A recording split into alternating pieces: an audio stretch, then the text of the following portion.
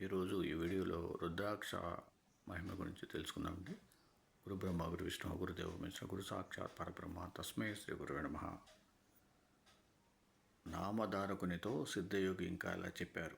దత్తుడు సావిత్రి ఆ రోజు అక్కడే నిద్ర చేసి మరుసటి రోజు తెల్లవారుజామునే స్నానం చేసుకుని శ్రీగురిని దర్శించారు.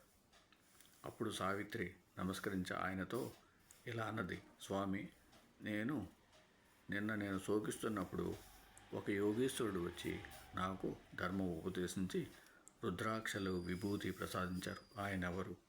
ఆయన చెప్పినట్లు చేయబట్టే మాకింతటి మహాద్భాగ్యం కలిగింది. మరలా వారి దర్శనము మాకెక్కడ లభిస్తుంది అన్నది. శ్రీగురుడు చిరునవ్వులు చిందిస్తూ, అమ్మాయి, నీ పతిభక్తిని చూడదలిచి మేమే మారు రూపంలో నీ వద్దకొచ్చాము. మీకు రుద్రాక్ష మహిమ తెలియజేయడానికే అవి ప్రసాదించాము.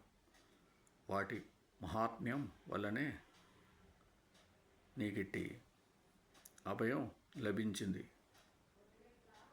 మీరు మాకు ఆప్తులు గనక వాటి మహాత్మ్యం వివరిస్తాను.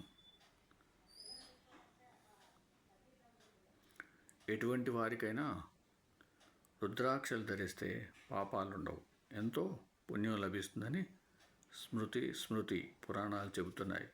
1000 రుద్రాక్షలు ధరించినవాడు సాక్షాత్తు రుద్రుడే. అన్ని దొరకనప్పుడు బాహువులకు 16 వేసి, శిఖలో 1, చేతులకు 24 వేసి, మెడలో 32, శిరస్సున 42, చెవులకు 12 వేసి, కన్నులకు ఒక్కొక్కటి, వక్షస్థలంలో 108 ధరించినవాడు సాక్షాత్తు కుమారస్వామితో సమానుడు. వాటికి పగడాలు, స్ఫటికాలు చేర్చి బంగారంతో చుట్టి ధరించిన వారికి రుద్రలోకం ప్రాప్తిస్తుంది. రుద్రాక్షమాలతో జపం చేస్తే అనంత ఫలం వస్తుంది.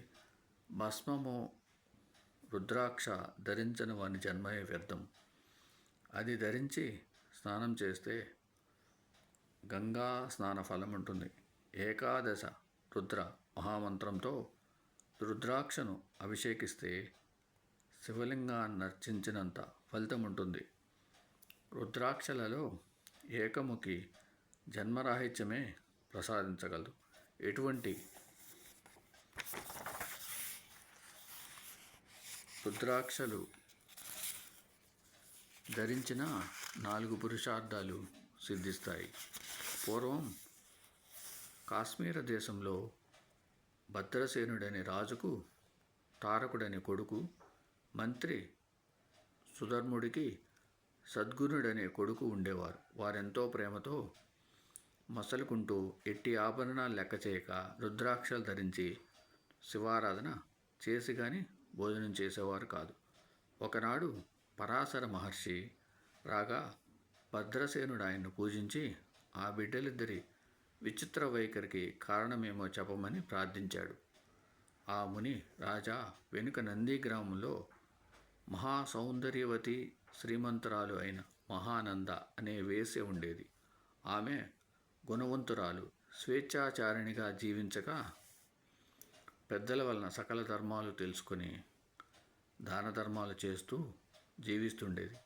ఆమె నిత్యము అలంకరించుకొని తన ఇంటనున్న మంటపంలో నృత్యం చేసేది.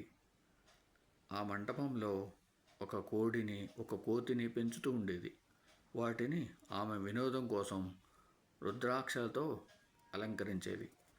ఒకనాడు మహాధనికుడు, శివవ్రత దీక్షితుడు అయిన ఒక వైశ్యుడు ఆమె ఇంటికి వచ్చాడు.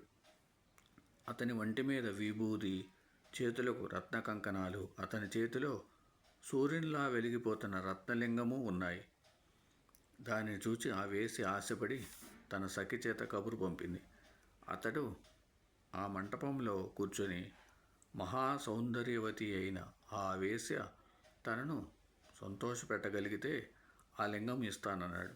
ఆ వేశ్య అందుకు సంతోషించి 3 రోజులు పతివ్రతా ధర్మం అనుసరించి అతన్ని సేవించగలనని తన సఖి చేత చెప్పించింది.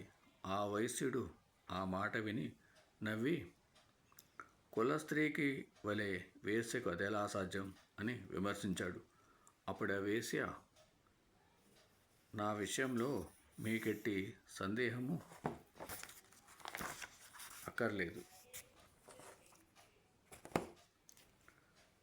నేను త్రికరణ శుద్ధిగా ఆ 3 రోజులు ప్రాతిపత్యం అవలంబించగలను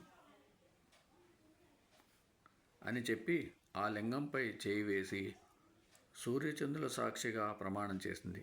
ఆ వైశ్యుడు ఆ శివలింగం ఆమె చేతికిచ్చి, ప్రేయసి, ఇది నాకు ప్రాణంతో సమానం, దీనికి ఏమైనా అయితే నేను ఉరిపోసుకుంటాను అన్నాడు.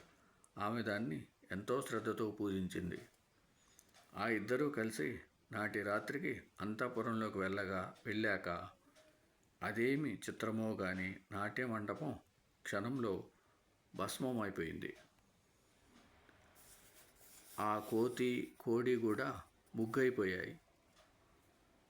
ఇరుగు పొరుగు వారందరూ కలిసి ఆ మంటలు ఆర్పుతున్నారు. తెల్లవారాక అది తెలిసి వైశ్యుడు, అయ్యో, నా ప్రాణలింగం పోయింది, నేనింక బ్రతుకను అని ఏడుస్తూ అక్కడున్న బూడిదంతా గాలించినా ఆ లింగం దొరకలేదు. అతడు ఒక చితి వెలిగించి ఆ మంటల్లో దూకాడు. అతని వెంటనే ఆ వేశ్య నాదా అని కేకలు పెడుతూ వచ్చి తన ధర్మాన్ని అనుసరించి సహగమనం చేయడానికి సిద్ధమైంది. ఆమె బంధువులు ఆమెను వారించి, వేశ్యవైన నీకు ఇదేమి వెర్రి అని ఎన్నో రీతులా చెప్పి వారించారు.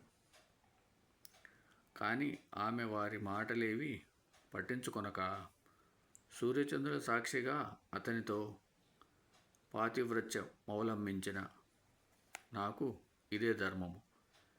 నేనిప్పుడు సహగమనం చేయకుంటే నాతో పాటు నా 21 తరాల వారు నరకంలో పడతారు. నా ధర్మం నేను పాటిస్తే వారందరూ తరిస్తారు. మరణం అన్నది ఎప్పటికైనా తప్పదు కదా. ఇలా హీనంగా బ్రతికే కంటే నా ధర్మం ఆచరించి తరించడం ఎంతో శ్రేష్టం అని చెప్పి అగ్నిలోకి దూకబోయింది. వెంటనే శివుడు సాక్షాత్కరించి, సుందరి, నీ ధర్మగుణాన్ని పరీక్షించదలిచి నేనే ఆ వయస్సుని రూపంలో వచ్చాను. నీకిచ్చినది నా ఆత్మలింగమే. ఈ మంటపానికి నేనే నిప్పు పెట్టి నీ పాతివ్రత్య గుణాన్ని పరీక్షించాను. నీ ఇష్టం వచ్చిన వరం కోరుకో అన్నాడు.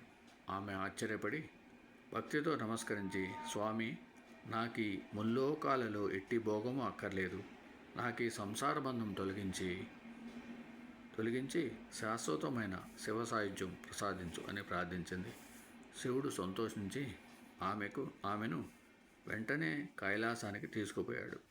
ఆనాడు నాట్య మండపంలో అగ్నిలో పడి మరణించిన ఆ కోతి ఈ బిడ్డలుగా జన్మించారు. పూర్వజన్మ సంస్కారం వలన శివభక్తులే భస్మము, రుద్రాక్షలు ఇంత ప్రీతితో ధరిస్తున్నారు. వీరి పుణ్యము చెప్పనలవిగానిది. కనుక ఓ సాధ్వి, రుద్రాక్ష ఇంత మహిమ గలది అని శ్రీగురుడు చెప్పారు. శ్రీ దత్తాయ గురవే నమః. శ్రీ శ్రీవల్లభాయ నమః. శ్రీ నృసింహసరస్వయ నమః. ओम सम सद्गुरु साईनाथ महाराज की जय. ओम सम सद्गुरु भरद्वाज महाराज की जय. ओम नमः शिवाय.